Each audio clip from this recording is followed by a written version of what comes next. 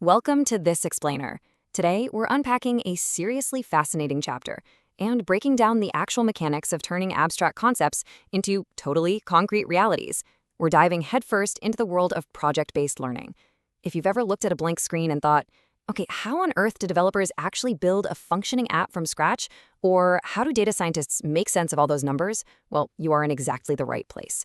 We're going to bridge that gap between just knowing the theory and actually executing it out there in the real world. Gautam Buddha once said, "An idea that is developed and put into action is more important than an idea that exists only as an idea." And honestly, that hits the nail right on the head for what we're doing today. We're shifting our whole focus from merely having ideas to actually executing them. Because let's be real, it's not enough to just know how a Python code library works in some isolated bubble, right? True learning kicks in when you organize your time, get a team together, and solve a massive, complex problem from start to finish. To tackle this, we've organized this explainer into 4 straightforward sections: turning ideas into action, 5 steps to success, the recipe for teamwork, and finally, real-world data projects.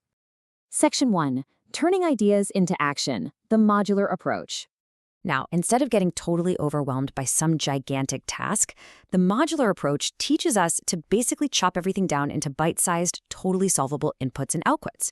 I mean, think about it. You wouldn't try to build an entire house all at once, right? No way. First you pour the foundation, then you frame the walls, and then you throw on the roof. Every single one of those is a module. In data projects, it's the exact same thing. You analyze the big problem, formulate it into these little modules, apply a specific method to solve each one, and then integrate those individual solutions together to get your final answer. It is highly structured, but honestly, beautifully simple. Section 2. 5 steps to success, the project blueprint. Okay, so here are the 5 sequential steps that make sure your project moves logically from a random idea to a finished, peer-reviewed reality. Step 1. Identify a project based on a real-life situation. Maybe that's organizing a seminar or building an entire e-commerce database. Step 2.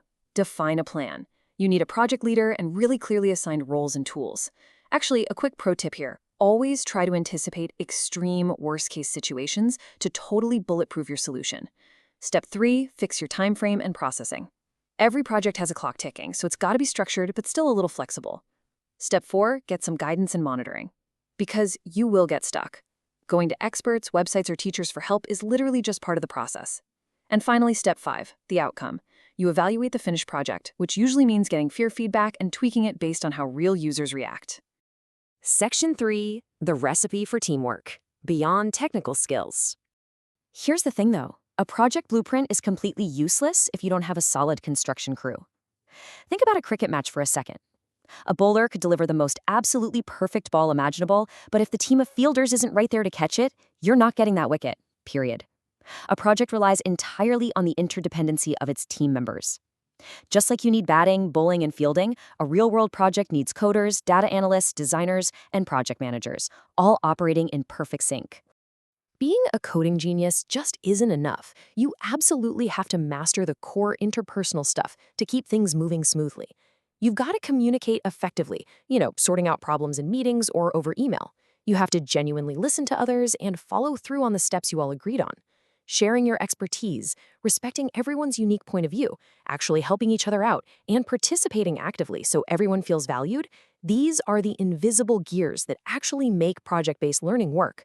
Without them, even the most brilliant modular plan is gonna fall apart. Section 4. Real-world data projects. Applying the framework. Let's step into the final room of our project house here and look at how this whole framework applies to some tangible Python Pandas applications. It is incredibly versatile. For example, you could be building Apparel Easy, an e-commerce platform where you use Pandas to categorize merchandise and track those huge festive sales. Or maybe you focus on community with a Bookworm Club, automating a book donation camp where you filter items by condition, like is a book fit, does it need mending, or is it totally unfit and ready for the recycling bin. You could even run a teen survey to figure out the impact of social networks, computing the mean and median of all the responses. Or you could go massive and dive into government demographics with OGD India. Across all these wildly different scenarios, the core methodology, the modular approach, those 5 steps, the teamwork, it all remains exactly the same. Let's actually zoom in on that last project for a second. To really grasp the scale of what you can accomplish here, look at the Open Government Data Project. This dataset tasks you with analyzing an unbelievable 12,168 rows of real demographic data. That is not some tiny, watered-down classroom exercise. That is massive, real-world information. And it gets crazier. Across that massive data set of over 12,000 rows, you have to parse through 123 columns. We're talking vital metrics detailing literacy rates, employment status, marginal workers, and gender splits across completely different communities and states in India. It is literally a mountain of data, but it contains some incredible insights if you know how to process it. Dealing with this level of processing is a true real-world simulation, and it always starts with accessing the raw data. The source chapter actually provides a way to link directly to this massive CSV file. It takes the problem straight out of the textbook and puts it right into your hands.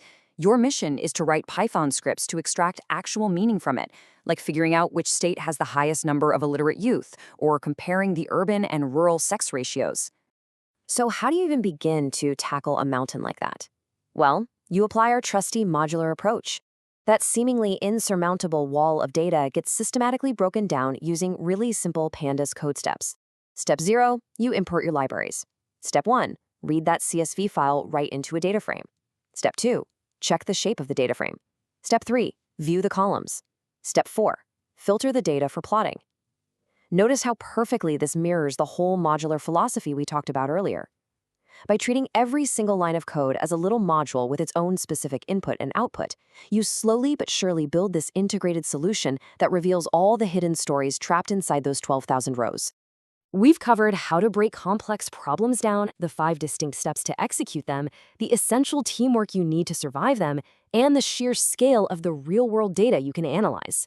So, now that you've got this incredibly powerful framework to bridge the gap between theory and execution, the only thing left to decide is your next move. With 12,168 rows of real-world data right at your fingertips, what idea will you put into action next? Thanks so much for joining me on this explainer, and I really hope you feel completely empowered to go out there and start building.